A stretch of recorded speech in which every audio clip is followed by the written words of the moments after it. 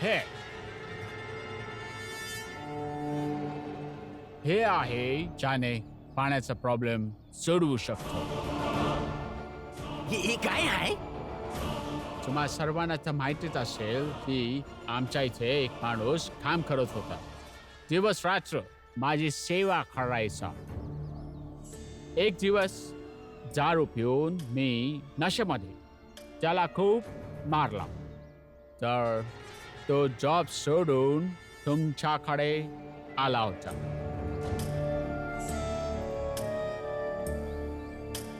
हा फॉर्म त्याच्या जागेवर कोणा दुसऱ्याला ठेवण्यासाठीचा आहे.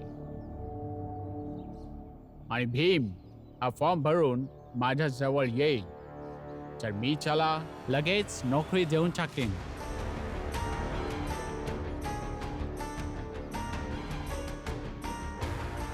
आणि सर्वांना पाणी पण मिळेल.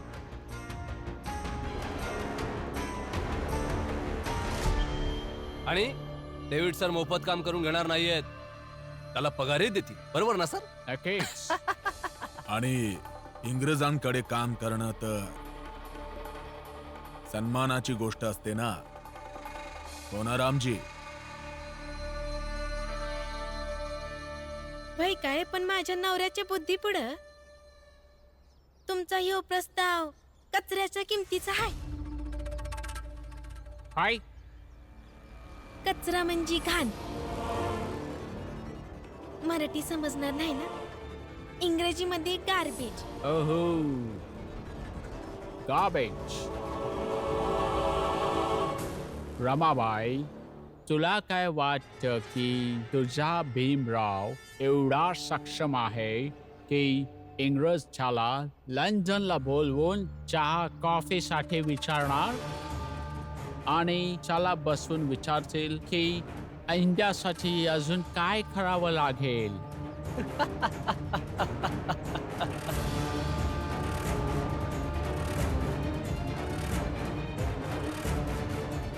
सांग की रमाबाई. ए रामजी, अरे तुझ्या सुनेला गप्प बसाव. अरे कोणाला समजवताय हितेश भाऊ? आजकाल तर बदनाम करायला यांचं मी मन लागायला लागलंय. करा बदनामी, सून आणि सासरा मिळून करून घ्या बदनामी.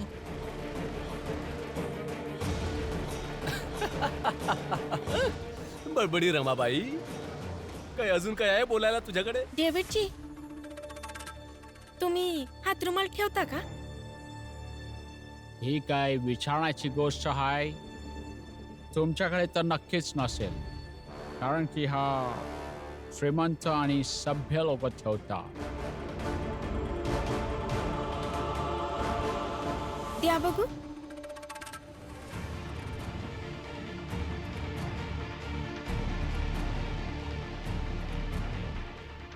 इंग्रज लोक जातपात तर मानत नाही ना. जर मी तुमच्या रुमालाला शिवलं तर तुम्हासनी फरक बी नाही पडणार.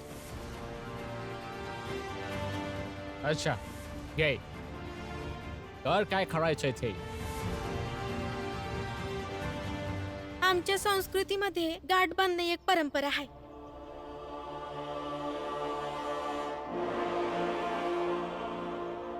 मी तुमच्या रुमालाला गाठ बांधते.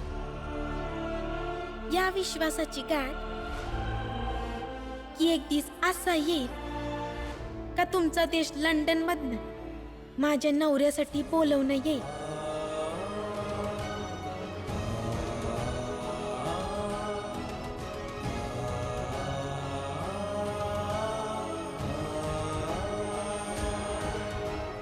आणि तुम्ही समधी त्यासनी विचाराल का काय बरोबर हाय आणि काय आणि कसं केलं पाहिजे.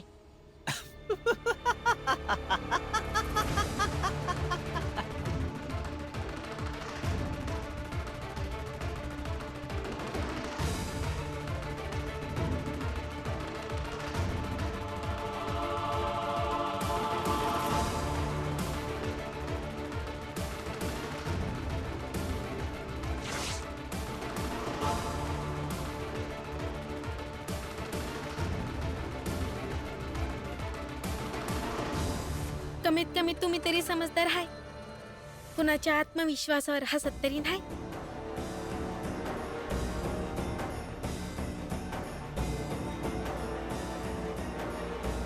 घ्या, याला सांभाळून ठेवा, कारण तो दिवस नक्कीच येईल. रमा रमा रमा. जर असा दिवस कधी आला तर मी स्वतः या गाठीला सोडून यामध्ये सोना भरून तुला ना तुझ्या नवऱ्याला भेट म्हणून देईन.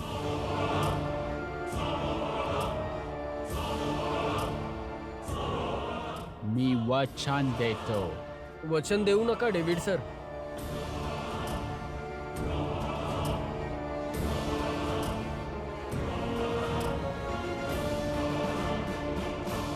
काय आहे ना, तुम्ही वचन पाळायला खूप कच्चे आहात.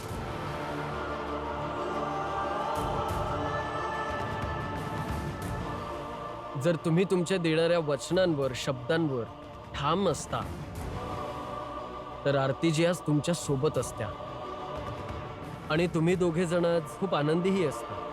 त्यामुळे वचन तर देऊच नका. ए बंद कर मूर्खपणा. डेव्हिड सर, आम्ही ज्या कामासाठी इथे आलो आहोत ते काम झाले आहे. सर्वांनी तुमचे बोलणे ऐकले आणि कदाचित समजले देखील.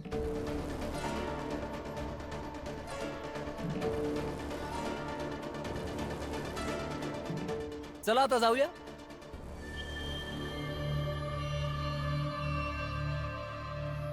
भीमराव, वचन इच्छांचं बोलणं नंतर कर. आधी हा विचार कर की पाण्याची समस्या कशी सोडवणार आणि समस्येचं समाधान काय आहे ते या कागदात लिहिलेलं आहे. आणि ते समाधान काय आहे ते हे चाळकरी तुला सांगतील. वाचून घे हे आणि त्यानंतर वचन आणि इच्छांच्या गोष्टी कर. कळलं?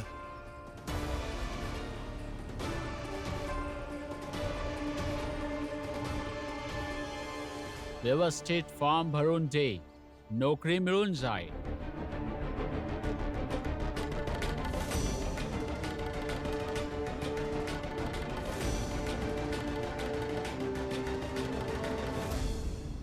नरोत्तम जोशीजी, जा. चला.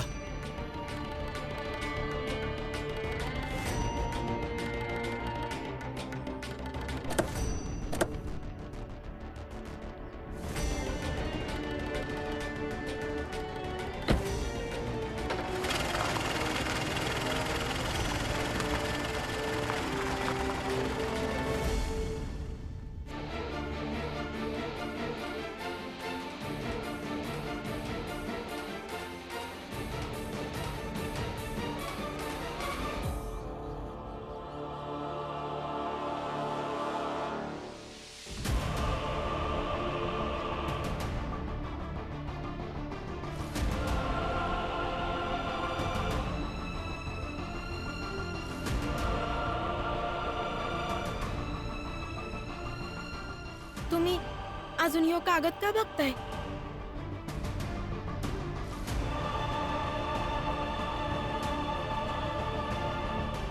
चला, कमीत कमी हे तर माहित आहे भीमरावला की त्याच्या एका निर्णयामुळं समध्या लोकांचा दिनक्रम जोडले आहेत. बरोबर ना? युद्ध जर प्रत्येक गोष्टीला बघून थांबला तर मग तो लढणार कसा? अव पण तुमच्या याच योद्धामुळं आज चाळीत कोणाच्या बी घरी जेवण नाही बनलंय आणि ना भांडी धुतली हाय जेणेकरून चाय तर पिऊ शकतील. आणि तुम्हाला माहित आहे ना, तुमच्या या भीमनं त्या डेव्हिड संग दुश्मनी वाढून घेतलीये. जो डेव्हिड जल विभागाचा अधिकारी हाय आणि आता तोच डेव्हिड आपल्या सगळ्यांना तोडण्यासाठी आपल्या शक्तीचा पुरा उपयोग करल. जिजाबाई, याचा अर्थ हा नाहीये की भीम त्या डेव्हिडच्या पुढे नतमस्तक होईल. आत्या, कोणापुढे नतमस्तक होण्याचा मुद्दाच नाहीये इथे. ती मी नोकरी नाही करणार. मग कोणी काय बी बोलू दे. अजून एक संकट. तुम्ही दोघं नवरा बायको मिळून फक्त संकटच पैदा करता ना. आई, तुम्हासनी जे बोलायचंय ते बोला, पण हे नोकरी नाही करणार.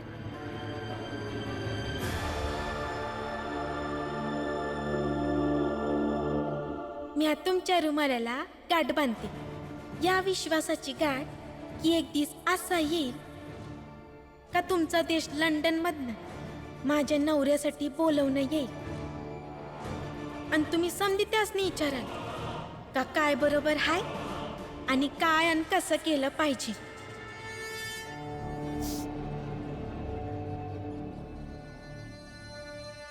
डेव्हिड सर, काय हा? उगाच उगाच त्या खालच्या जातीच्या बाईच्या बोलण्याचा विचार करताय तुम्ही? प्रचंड देवजी, बरोबर बोलतोय नरोत्तम. तुम्ही त्याकडे लक्ष देऊ नका. फक्त बोलली नाही आहे, रुमालाला गाठ पण बांधली हाय. असं वाटतं आहे की जसं कोणीतरी माझ्या हृदयाला गाठ बांधली हाय. कोणीतरी त्याला आवेशात घेतलं हाय. खूप त्रास होतो आणि हा त्रास तोपर्यंत जाणार नाही तोपर्यंत भीमराव आणि त्याच्या चाळीमध्ये नासधूस होत नाही. ठीक आहे, त्यांना उद्ध्वस्त करायचं आहे ते तर असेही होतीलच. फक्त बोलत बसल्याने नासधूस नाही होणार. त्यांना उद्ध्वस्त केलं पाहिजे. भीमराव या पाण्याच्या खेळात मी एवढा मागे लागेन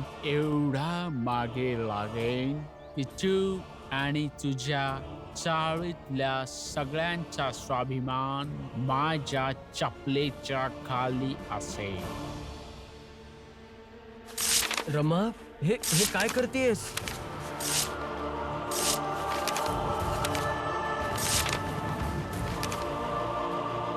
आमच्या स्वाभिमानाला गुडघ्यावर पाडणार अशी स्वप्न बघणारी बरी आली,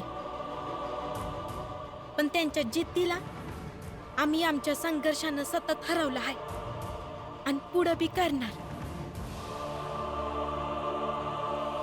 ही समस्या तुझ्या नवऱ्यामुळेच आली आहे ना, तर याचा मोबदला बी तुझा नवराच देईल.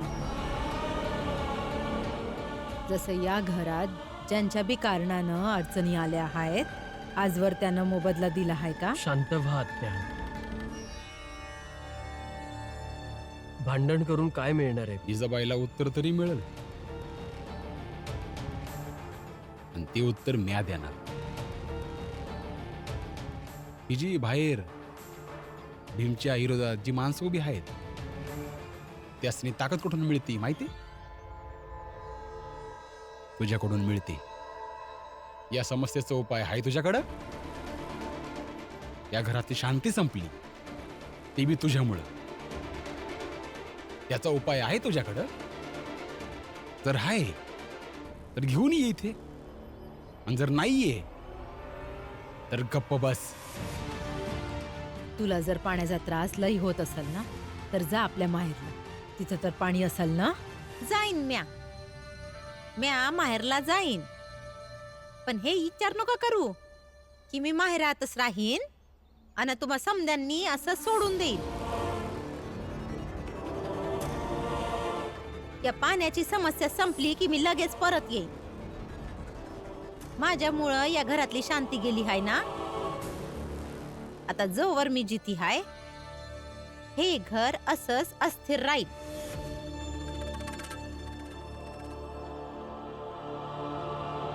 जा माहेरी, पाणी पी, जेवून घे, जे करायचंय ते कर. मला काही फरक पडत नाही. मला काय करायचं आहे काय नाही करायचं आहे तुम्ही मला नको शिकवा.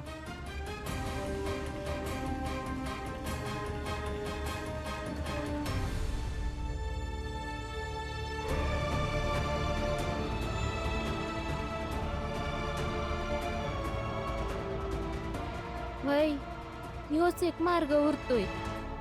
लक्ष्मी, जर आपण इथनं गेलो तर आपल्याला समधी प्रश्न विचारतील.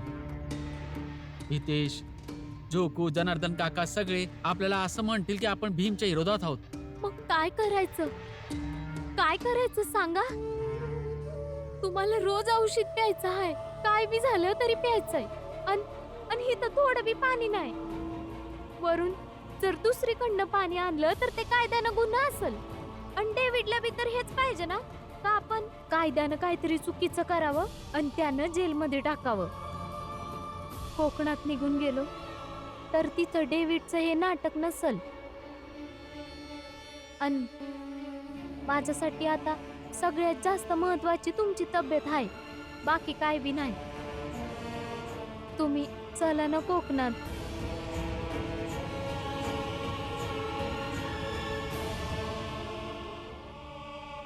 मला काय वाटतंय, या चाळीपासून दूर निघून जाऊया. यातच सगळ्यांचं भलं आहे. आणि जर का आपण पाणी दुसऱ्या ठिकाणावर आणायला गेलो तर त्रास होईल तर वेगळाच. म्हणून चला कुठं ना कुठं राहूया. चला. अहो, हा भीमराव बिन पाण्याचा जगल किती दिवस? जो लढल डेव्हिड भीमला नाक रगडायलाच लावणार. मग परत येऊया की आपण. होय, अगदी बरोबर बोललास तू जनार्दन. मी लगेच फुल्या संग बोलून घ्या तू. नाही जोखू, माझ्या संग बोलून काय बी फायदा नाही, कारण का म्या कुठंच नाही जाणार. इथंच चाळीतच राहणार आणि जे बी होईल बघितलं जाईल. ए जोखू, फुल्याला सोड. तिला इथं राहायचंय, राहू दे. चल आपण तिघे जाऊया. अरे तुम्ही हे काय जोकूला शिकवत हाय हा? बायकोची साथ दिली पाहिजे हे शिकवायचं सोडून त्याच्या बायकोबद्दल त्यालाच भडकवतायत. अरे दलिया आजी, या हितेश भाऊ आणि जनार्दन भाऊ कडनं अजून काय आशा करू शकतो? ही दोघू जोखूला फक्त हेच शिकवू शकतात. जोखू भाऊ, बघ बाबा, मी आणि हितेश भाऊ तर चाळ सोडून निघालो.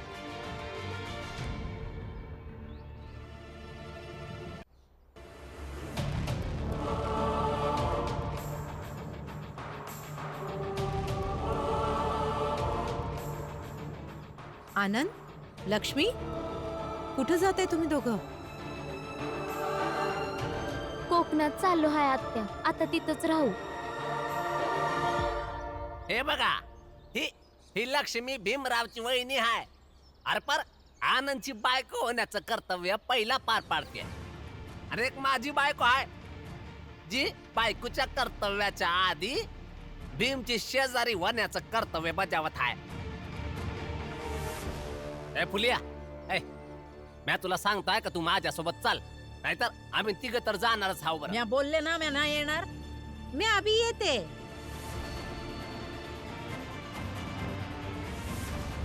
अरे वेडी थोडी आहे इथं तहान लागून मरायला.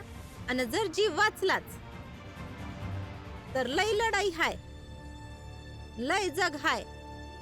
आणि ज्यांना कोणला बी चाळ सोडून जायचं हाय त्यांनी चला. हो जा. आणि ज्यांना पण चाळ सोडून जायचं असेल त्यांनी जा. आम्हाला काही फरक पडत नाही आणि ना आम्हाला वाईट वाटत.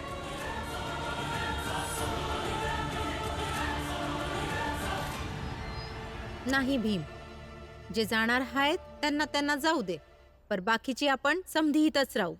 मग काय बी होऊ दे.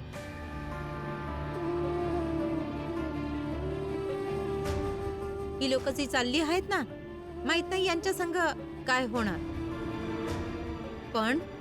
पण या चाळीत तू आमच्या संग आहेस आणि आम्हाला पूर्ण विश्वास आहे की तू असल्यावर आमचं काही बी वाईट होणार नाहीये.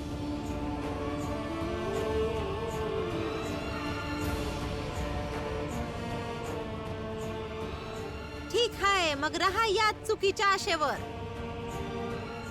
आणि ज्यांना ज्यांना चालायचं आहे त्यांनी चला.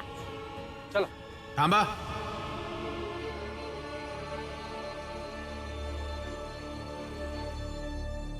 या चाळीतून कोणीच कुठे जाणार नाही.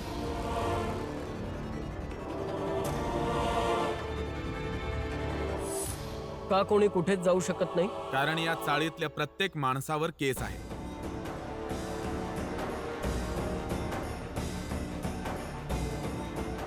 आणि शंका आहे की या चाळीतली लोक सरकार विरोधी गतिविधींमध्ये सामील आहेत.